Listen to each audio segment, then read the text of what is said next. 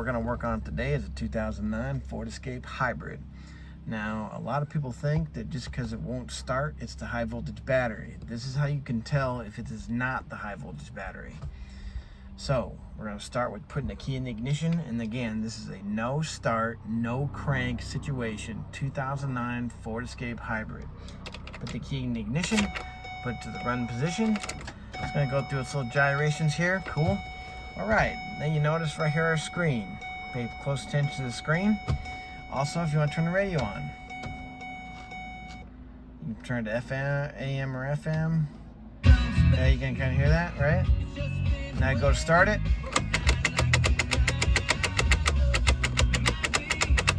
Alright, does nothing, right? Not only did the radio not do anything, it kept playing, also this screen didn't change. That tells you it is not the high voltage battery. That tells you that it's the ignition switch, because typically with most modern vehicles or any even older vehicles, when you go to hit the start circuit of any vehicle, the first thing that it turns off is the radio, AC, all this stuff turns off to give as many amps to the starter as possible.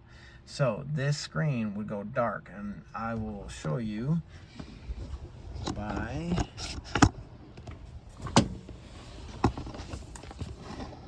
I took the paneling off, or these covers off.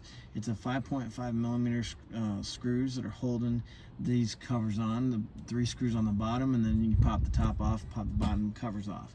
And all you gotta do is hit your start circuit, just hold it. I'm holding it now. Then wiggle the actual ignition switch. There it started. So that's how you know. So, hope this helps. Thank you, and God bless.